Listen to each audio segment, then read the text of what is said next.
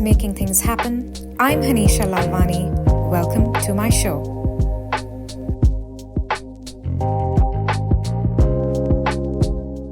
I am absolutely pleased to introduce to you Rebecca Howe, the founder of Howe Consulting.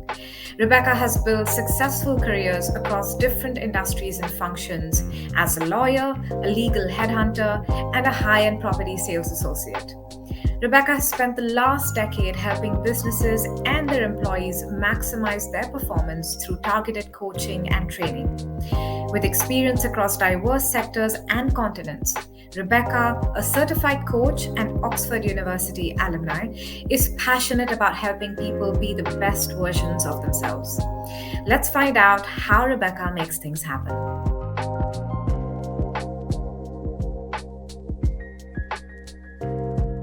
It's so nice to have you as the guest of my podcast, Making Things Happen, but particularly of the first episode that I'm recording since I moved back from London to Dubai. So it's lovely to have you. And it's wonderful to have you back in Dubai. Welcome back. Thank you. Thank you. Bex, I want to dive right in because there is just so much to unpack in your 17-year career. And let's start from your bachelor's degree. You studied jurisprudence in Oxford University. Why did you choose law? And I'd also love to hear about your student life in Oxford. Okay. So I, like a lot of girls that grew up in the countryside, I think, desperately wanted to be a vet. So I was trying to study sciences. And actually, I had a very negative head of sixth form at my first attempt at A levels. And I actually dropped out. And then I did other things. I pursued my kind of equestrian passions. I went to cookery school and then I returned. And I think Wow. I had, when I returned to study, which was quite sort of under my own volition, my parents were a bit like, we've done our supportive bit. If you want to go back, you find a college and you make it happen. So I think I was quite negative about that previous learning experience. And I just wanted to do topics at A level that were interesting to me, one of which was law, one of which was politics. And I think that then pointed me in a sort of different direction away from science. I probably watched a bit too much Ally McBeal and then thought a career in law could be the one for me. So that's how I decided upon jurisprudence, which is Oxford's very fancy Latin way of saying law. So that's, it wasn't something I'd wanted to do, my whole life or anything, but it was a topic that I enjoyed at A level and I could see myself being interested in for 3 years. Wow, and you went right for it. Tell me about your student life in Oxford. Student life was amazing. It's definitely one of the greatest privileges that I could ever have to go to that university. And I think you've got to be a fairly unusual person to not be aware of the magnitude of it whilst you're there. The history, the people that have gone through it. You're in a pub where Tolkien did his writing. You're in a bar where Stephen Hawking's was, where he went socially during his studies. All the world leaders. I very much embraced the extracurricular side of things. So I did lots of sports. I did social committee work. I was in a mature students' college, which I loved because I went at the age of 21, and that gave a real diversity of students. I see. We had an ex High Court judge. We had an ex partner of a law firm who were keeping themselves entertained in their retirement, and then you had the full spectrum down to sort of 21, which I was. You had people that had been misjudged by their schools and had gone on to graduate programs in big retailers like Tesco's and gone through that and actually realized in their 20s they were probably underestimated and have gone back to study and then come to Oxford. So amazing mix of people. Fascinating. I have to, I can only imagine what it would be like as a student there because when I was staying in London, I did a day trip to Oxford and there was history everywhere you looked. And a part of my heart kind of ached that I wish I studied here because I could have totally seen myself being so immersed in the student life there and having such a well-rounded academic but also life experience. So yeah, absolutely. What a privilege to have studied in that kind of an environment. So Oxford degree check. How did you then get your first job as a trainee solicitor? So, most of the universities in the UK, they have these sort of career. Well, I'm sure most universities everywhere have the career fairs, and you get a chance to meet representatives of lots of different companies. And even when I was doing my law degree, I looked at PR, advertising, kind of jobs in communication. But I guess having spent 3 years studying law, I wanted to see it through. And it was very competitive. We had to do a couple of weeks almost sort of work experience within the law firm as part of the interview process. A vacation scheme, I think they called it. I don't know if they still do so 17 years later. But that was very intense, because you're in the firm Mm, for 2 weeks, you're being yeah. observed pretty much at all times. You're being given tasks and projects with other people that are also interviewing for the roles that you all want. Wow. So yes, it was. And then at the end of those 2 weeks, you then had a face-to-face interview with the legal partners in a more formal setting. So it's a very, I think it's very effective from the law firm's point of view in seeing a whole person, but it's quite daunting. I look back and I'm thinking, well, I was a few years older than a lot of people because I'd had some time out before university. So yeah, it was tough, but delighted. I did my training with a leading London UK-based firm called McFarlane's, who were full of brilliant brains, and yeah, I was very lucky to get the spot, and they sponsored my law school for a year as well. Wow, that is amazing. Yeah, I yeah, it was wonder if they good. still do that, right? With law firms sponsoring degrees. I don't know. Do you know if they do that? I don't know. The undergrad was not sponsored, but then in the UK, you do a year's legal practice course, as it was then called then, and that's what they sponsored. It was a great year, a year's sponsored study. I couldn't recommend more highly, and I've still got a very close group of friends from it. It was really fabulous. Oh, that sounds lovely. But 2 years into your career in law, you then made a dramatic career leap. Yes, You became a legal recruiter with Michael Page. What yes. motivated this pivot so early on, in your work life? And there must have definitely been lots of naysayers along the way. Could you talk about that? Absolutely. I mean, I think it would be unfair to portray that as a conscious decision that I made.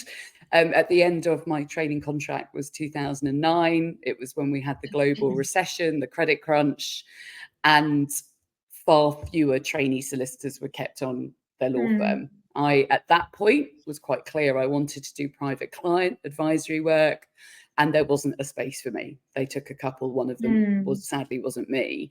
Um, but what that did do was make me consider whether or not that really was what I wanted to do. Because staying at the firm Right. you're at is relatively easy, but actually then having to interview and go elsewhere makes you go, well, is this what I want? What sort of law firm do I want?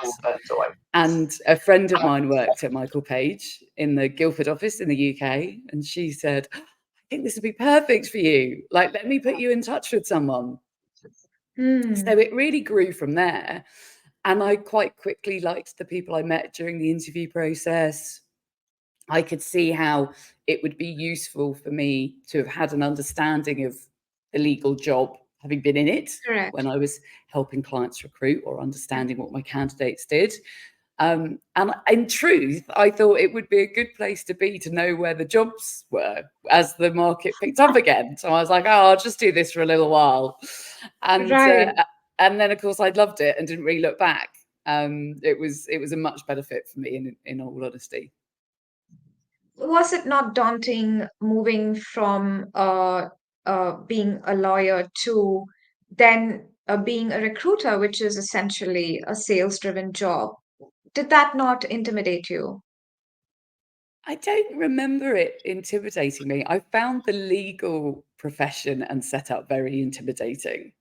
And I think Hmm. recruitment is such a Oh, wow. Hmm. people-based job that in many Right. ways I felt more comfortable in that environment more quickly than I did in a very quiet, very considered law firm where you all should sit in silence reading your documents, which of course is a huge part of what the job is. But Correct. actually talking to people, understanding their career aspirations, understanding what clients wanted, how they were taking their, their law firms or their businesses forward. I think, yeah, I felt much more at home very quickly. I can see that knowing you, that you love, you love being surrounded by the buzz of people and versus a law firm office. Yeah, absolutely. It makes Exactly. sense. Yeah, I don't know what I was And then thinking. And then after almost 5 years in recruitment with Michael Page, the world of real estate called out to you. You joined Civils as an associate, where you Yes. helped your clients buy, sell, rent their property. I have to say, yet again, a very bold step, especially in a very highly competitive London market. Um, Again, I'm very keen to know what prompted this move, and with this role and your former role in recruitment, both being sales driven, what was different in the selling aspect? Yeah, it was very different. I think the reason for the move was I'd had a change in my kind of personal circumstance, and that prompted me to want sort of changes, I think, across all elements of my life. And it Hmm. was one of those serendipitous opportunities. We knew two people that worked within the department.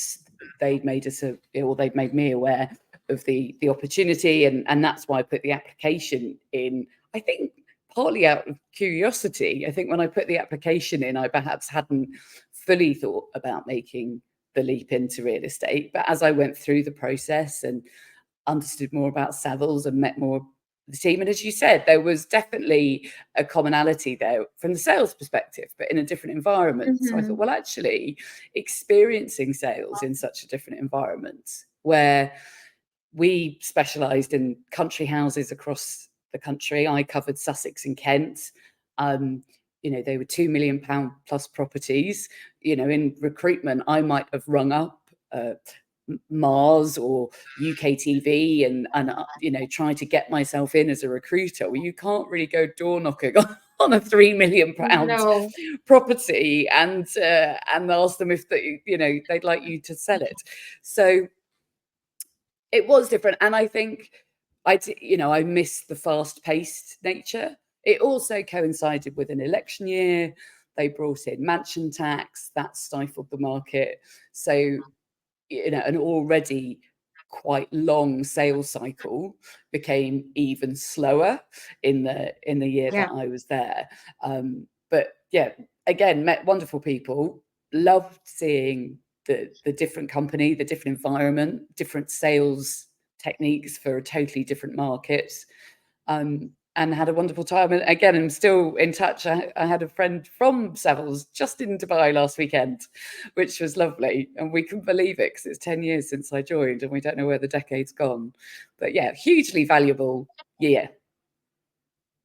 And Bex, like as I'm talking to you, and with your multiple very successful career transitions, to anyone listening and looking or considering making a career transition, you're quite the role model. Because a year and a half later at Savills, you rejoin Michael Page, but this time not as a recruiter, as a talent development manager. Um, Again, how did this opportunity come out? And why did you feel you were the right fit for the learning and development function? Yeah, I mean, when I talk back through my career now, I think, God, I leapt around a bit. I mean, at the time, and when I talk through it, it all sort of makes sense. But it's obviously an unusual career path compared to many. I think when I was a manager at Michael Page, as a kind of senior manager with 2 P&Ls by the time I left, I increasingly was involved in the upskilling of my team, of the wider, even the wider office, actually, as well as the wider legal function. I'd always be putting my hands up to co-train with the actual dedicated trainers if there was some new starter training or, you know, junior consultant training. And I had started thinking at Michael Page, perhaps that's the direction I'd like to go in. Change in my life then happened. Savills opportunity came up. You know, it all sort of fell into place at the right time. But I was so lucky because I had such a good relationship with Paige. I'd still kept in touch with people. And it was the now CEO, Nick Kirk, was my mentor at the time. I was very lucky. So when I reached out to him, we had a chat about billing roles and what have you, and then he did message me saying, I think you're going to be really happy. There is a maternity cover within learning and development. You'll need to go through the full interview process. Because I must admit, I was like, well, I've already worked here, they know me. Hopefully they'll just take me and I can waltz back in. Not that easy. No. And actually, you know, I think I'm a big believer that most things that are easy to come by are not the things that are most valuable to have. So I think having to go through that process and prepare training and think about how I was going to be a trainer and what that would look like was great. And I got the maternity cover job, and that was a risk. I left a permanent job for a 9-month contract. So true. But I thought it's a good way to try out that new career. And if it goes well, I'll have 9 months of experience to then go and apply somewhere else if I can't stay at Michael Page. And very happily, various shifts in the team happened and there was a space, so I got kept on permanently at the end of the contract. So it worked out very well. But it was definitely a risk. I think out of all of the changes, actually, changing to a contract from a permanent role was probably the one that made me stop and think the most, rather than the changing in sector, you know, specialism, etc. Okay, interesting. And on the learning and development point, you know, we live in times where there's so much external stimuli. We feel stretched and pulled in so many different directions. As an expert in learning and development, how do you ensure learner engagement? What do you think is so critical to creating that environment where your captive audience is indeed captive, listening, paying attention, and stays engaged? Yeah, I think that's become a particular challenge since the pandemic. And the benefit of course, online training is that you can have it anywhere in the world. You can be working from home, you can be in the office. I think the big challenge is exactly that, is to reduce the distractions that are inevitable when you're sat at a screen. I think when you're in a room together and you've got the benefit of collaborative learning, you've probably got a bit more experiential learning because you can do more exercises. And of course, you can use breakout rooms. And I think I've definitely put a lot of time into thinking about how to bring the classroom training to a virtual environment. But I think there's some key things that are the same, whether you're in person or virtual.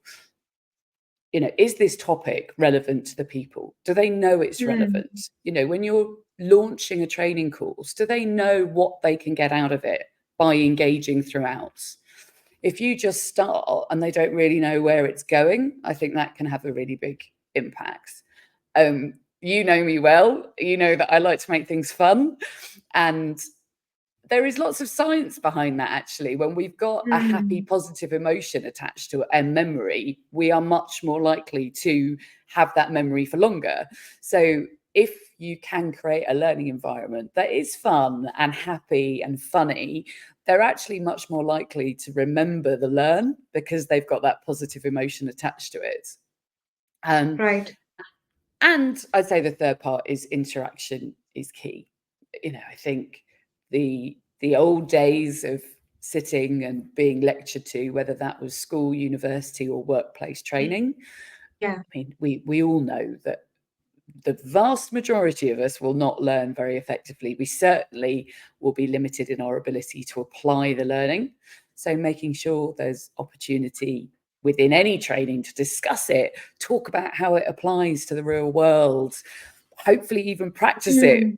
Dare I say it, the dreaded role play, not a role play, it's a practical application.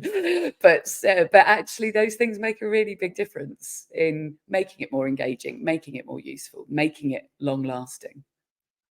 And I have been witness to your trainings and seeing that interactive element really come to life. And I have to say, it takes so much energy as a trainer. Hats off to you and your community of trainers. Like Thank you. it's such a high energy job, and you do a really fantastic job of it. So Thank I just you. wanted to share that with you.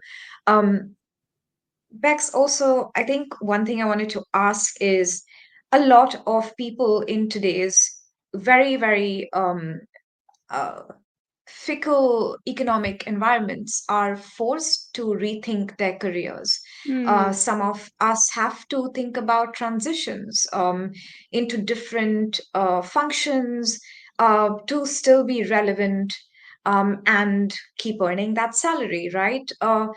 Could you give some tips as to how one should not be nervous about looking at fresh starts? And also, how do you make your existing skills relevant for that next career, that mm. career pivot? Yeah, I think doing a career pivot, I am hugely aware of the privileged background from which I'm in. Because ultimately, if you're going to do a career pivot or a job change where there's going to be a fundamental difference, and you're perhaps trying to demonstrate and develop skills that you've not used before, I Yeah. think a big part for me was always, what's my worst case scenario? Well, I don't like it, Hmm. and I'll go back to what I did before, or I Hmm. don't like it and I try something new. Um, and it would be very easy to say that, but not everyone has the ability to do that. That if finances are really, really tight, they can't risk having a week without, a salary. Now, as it happens, I never had a gap. I always went from Hmm. one to the next. Absolutely. Yeah. Yeah. Um, but and I think probably Oxford gave me obviously a huge experience, but it also probably gives you confidence. It's that feeling of I probably can get a job somewhere. And also, I'm actually not very precious. I worked in a supermarket for 2 years, loved it. I was on the tills, I was in the cafe, I stacked some shelves. So again, my worst case scenario was always, well, if this doesn't work out, I can always go and work at Hmm. Tesco's to pay the bills and I won't mind. Hmm. So I think you've got to be open-minded to, if it doesn't work, how can I still look after myself and the necessities of life? So I think that helps. And so sorry, I can't now remember your second question. No, I think you've pretty much answered it. Just to add on, if you can share, how can they make their skills of their current or previous roles more relevant to their next career pivot? Yeah. So I think it's, let's say somebody works in finance. Okay. So it would be quite easy for somebody in finance to think, well, I've got finance qualifications and therefore the only thing I can do is finance. But Mm-hmm. actually, particularly when I decided to move into learning and development, I sat down and sort of thought about what would my perfect working day look like? What are the things that I enjoy doing in the workspace? And rather than, oh, well, I like sales. Well, what do I like about sales? Well, I liked dealing with people. I liked making things happen for Mm-hmm. them. I liked having a large portion of my day talking and interacting with people. So then it was like, okay, I liked influencing. I liked, advising and influencing as part of being a good salesperson should be giving somebody something that they need and want. So part of Right. that's active listening. And actually, when I boiled it down to that level, I go, well, hang on a minute. Learning and Hmm. development gives me that. And it also gives me a little bit more of the kind of cognitive work, because actually I need to understand elements of psychology and I need to do reading and Mm-hmm. I need to learn about things before I can give people training, which is based partly on my own experience, but also on a huge amount of reading. So I think don't look at your skill set as at a kind of first level. You know, if you're in finance, well, actually, maybe you've got and love analyzing. You've probably got, you know, in line with that, attention to detail. You know, you like working with data. Well, actually, when you boil it down to that, maybe there's a data analytics direction for you to go in, as opposed to being too siloed Hmm. into I am a finance professional with finance qualifications, and you know, and therefore I'm stuck there. Thank you for sharing that because, career pivots are a blessing and they could add so much to your personality and they could really increase your learning curve, right? So I'm all for Definitely. it. Even personally, like I knew that I would never enjoy sticking to the marketing function within just one industry. I really Yes, enjoyed the variety of doing marketing roles within different industries. Each industry has added to my learning, and I think I've become a better, more vibrant marketer, more open-minded marketer, for having sure. worked in so many different industries. So I really would encourage people not to box themselves to one career, one function, one industry. Yeah. So thank you for sharing some tips on that. Um, and moving now back to your career, in 2018, after working with Michael Page for a couple of years, you relocated from London to Dubai. That's when we met. You joined the Dubai team at Michael Page as our Learning and Development Associate Director. Um, and now relocation, but relocation from London to Dubai is also something I can say I have done. Yes. So Yes. I and that too in the later half of our 30s. It's not easy moving countries, but especially in this period of our life in our later 30s. Could you talk about the relocation experience, um, challenges that were posed along the way? Because it's not easy moving your life, right? So talk about the challenges, but also the opportunities that came with it. Yeah, absolutely. I mean, as you said, you've experienced it in both directions in very recent. You love a relocation, so Oh, it's um, tiring now. It's tiring. are you done for the time being now?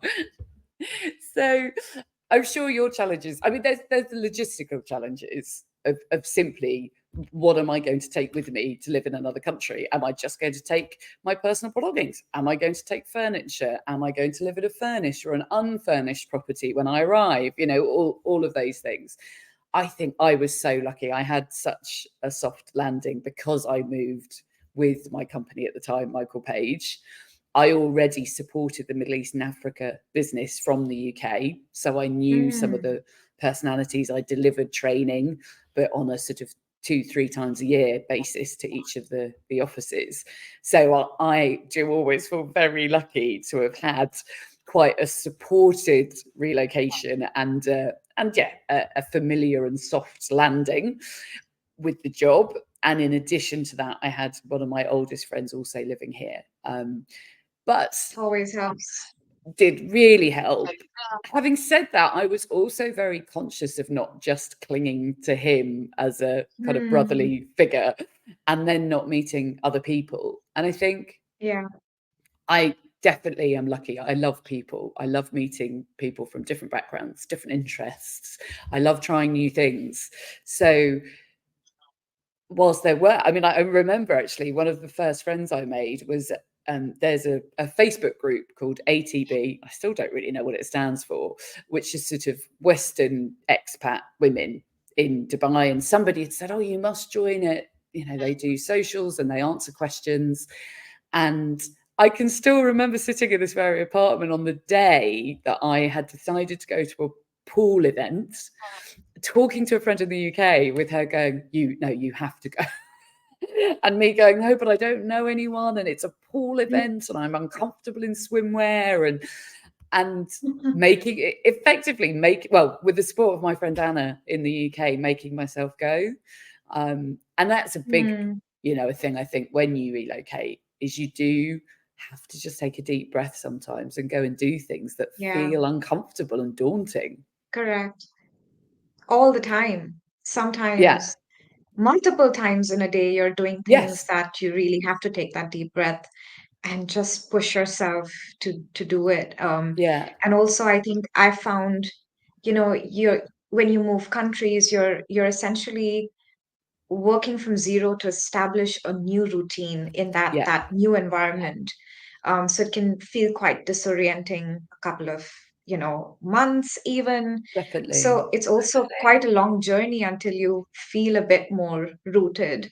Yeah. But having said that, I would encourage people to you know try relocation, because I think beyond the job, you learn so much more So much. about another way of life, another culture, and it all adds up. So, yes, like you said, great opportunities, but also challenges that we need to deal with. A deep breath. Yeah, um, and, and exactly. and I think, Bex, because I know you personally, you're one of those people that has such a vibrant, diverse life outside of their jobs. And I love that. Like, I too try to do so much outside my work because I am more than my job. And I think what I do outside will only help me be better on the job. You are a very, very prolific stand-up, might I say. You are also a fantastic horse rider. You also are a facilitator of Google's I'm Remarkable workshops. Firstly, how do you find the time to be so good in these different hobbies? But also, what do you think have been the positive spillover effects of these different hobbies into your work and life? Yeah, thank you. That was a lovely summary. And also, I think I possibly fall into the category of jack of all trades, master of none. Disagree, Bex. And in terms of finding the time, I'm exhausted. Well, one of my development points, I would say, in the last 5 years has been getting better at prioritizing my time and what I'm doing, Hmm. and actually doing a fraction less to enjoy what I do more, because I Interesting. have historically at times spread myself so thinly that whilst Yes. I'm loving what I'm doing, I'm exhausted, I'm not giving it my all, it's all a little bit Right. frantic. So Mm. I do love variety, and I encourage other people to have passions and variety outside of work, but there is a limit. I think is my learn at this stage. And I think I've got um, I've got a real passion for new experiences and for Mm. dedicating yourself to sometimes entirely pointless activities, which really is what sport is. It gives us so much, but what is the point of it? Well, the point is the teamwork and the people, and the horses. I again am just incredibly lucky because I got introduced to horse riding at an incredibly young age, and they teach you so much about Mm. resilience and hard work and communication. I mean, I've had a Wow. lifetime of communicating with half a ton of free thinking beast that can't speak Mm. words, and you communicate with them Wow. all the time, Right. and that is a really magical thing. And I think it does teach you so much about yourself,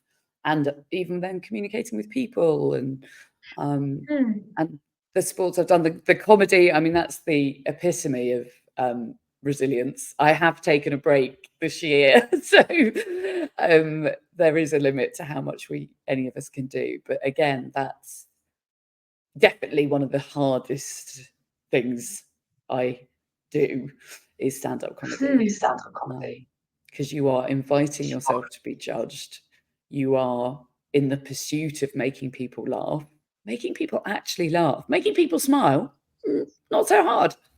Making people actually laugh is really Right. difficult. So, yeah, it's I think all of those things have taught me a lot. And like you said, they're sort of life lessons that spill into everything. You know, the hard work, the resilience, the commitment to the competing I've done Mhm. with horses, the sometimes soul destroying experience of stand-up comedy and the resilience needed for that. You know, it does, if you're faced with a Yeah. challenge at work, you think, well, hang on a minute, I've managed to do these things in my own personal life of my own volition for fun. So I must be able to summon a kind of inner strength Right. to do this presentation or help with this project or whatever it might be.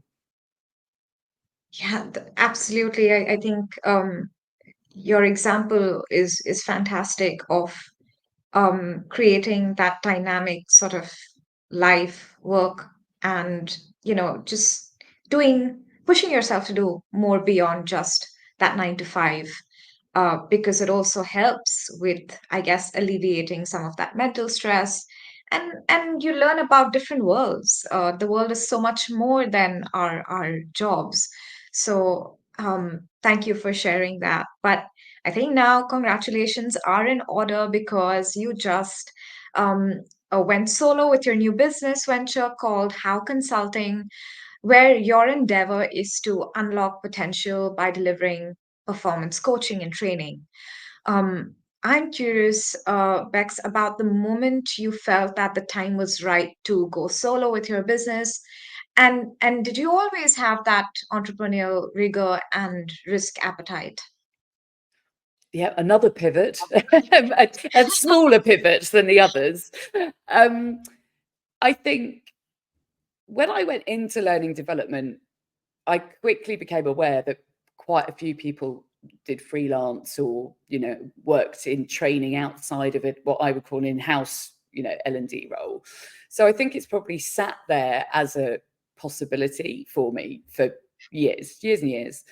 I was lucky enough to change jobs within Dubai, and I joined Munich Re for 3.5 years, you know, ginormous financial services organization full of absolute mega brains and very brilliant Mm, people, and gave me an expanded Middle East region with offices, you know, across the Middle East, not just Dubai, so Bahrain, Oman, Jordan. eh, mm, We had an office in Erbil, and yeah, so really interesting. mm, But having done it for 3.5 years, I, as we know from my career changes, I like to be developing and moving forwards. And I knew that there wasn't that much more to develop and move forward for within that role. So then it left me with the question of, do I transfer internally within the company? Well, that's a, you mm, know, location move. You know, do I look at other roles? And of course, in the back of my mind was, well, actually, people do set up on their own. And yeah. when I looked at the options, that was the one that I always felt in my Mm. heart and gut excited by. And I had ideas. Wow. Okay. You know, I'd read a job description, or I'd think about what my job in house elsewhere would look like, and I'd be, oh yeah, yeah, I could get into that. Yeah, I could, you know, I could. Whereas when I started formulating the idea for Mm, how consulting, I felt, and again, what was the worst thing that could happen? I don't enjoy it. It doesn't work out. I find a job that I'm sure I would enjoy in house in L&D. mm. So let's give it a go. Is my thought process.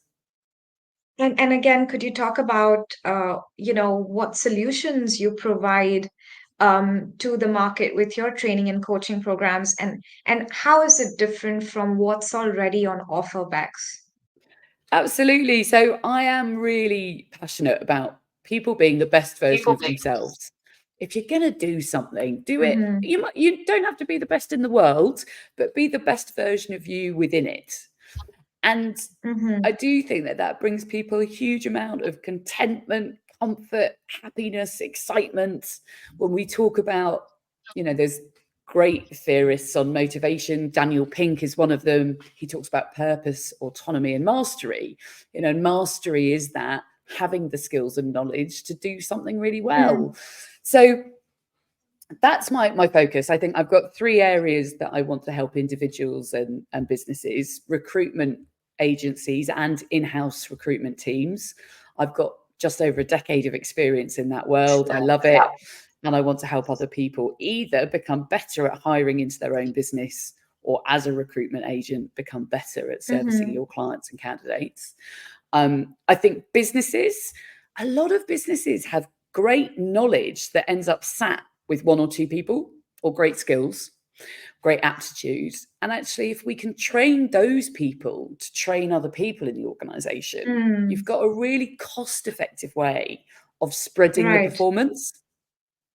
So my second sort of focus is train the trainer. And again, it means that Mm-hmm. businesses don't have to pay trainers to come in all the time. They don't, it's hopefully Yeah. quite cost effective and efficient. And then the final one is managers and leaders. I think lots of people have heard people don't leave a company or a job, they leave their Mm-hmm. manager.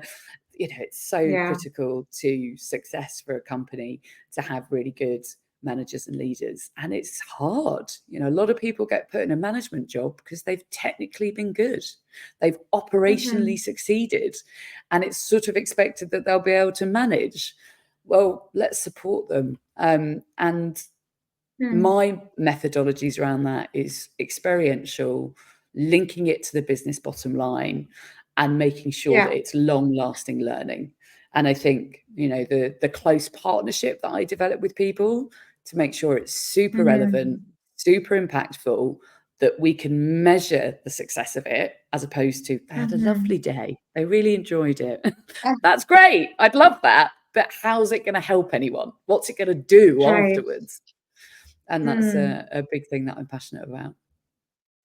It sounds fantastic. I wish you so much luck with this business venture because I Thank think you. your three modules, so to speak, are so needed in the market today. And knowing and being a trainee in your workshops, I have seen how you really make the experience a fun one. And I have seen it with I've seen it with my former colleagues that they really retain what you've said.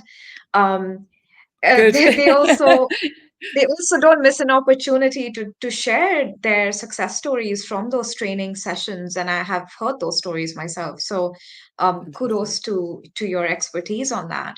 Thank you. And we're almost to the end of the podcast. I have a final question for you, Bex.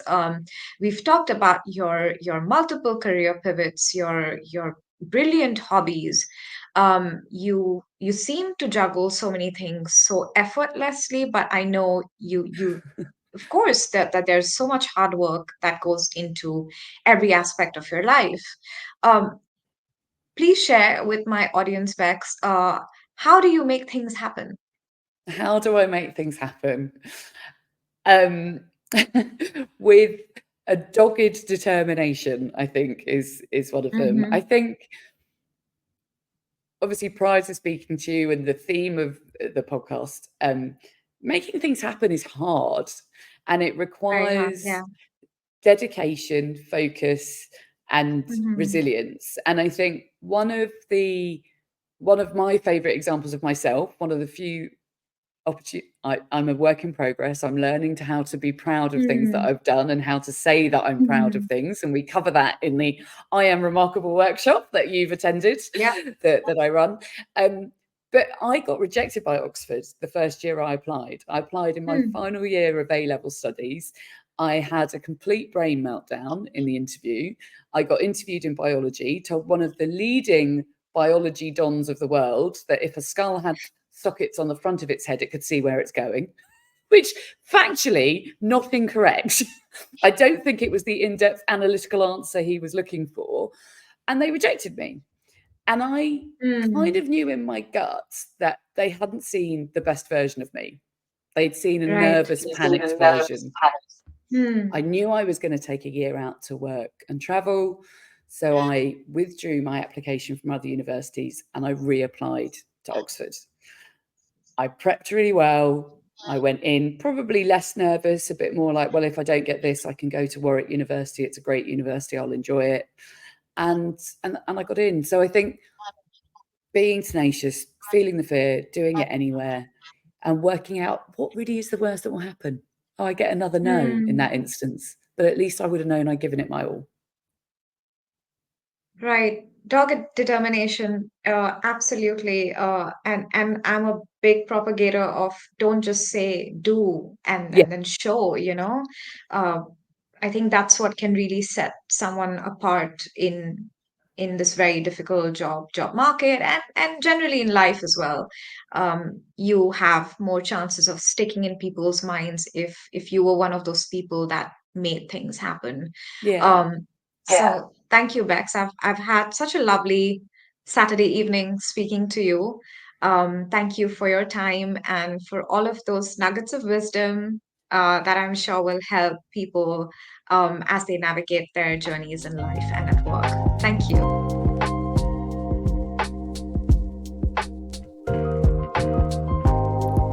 And that's today's show. If you like this conversation, please give me a 5-star rating on Spotify, Apple, or wherever you're listening to your podcast.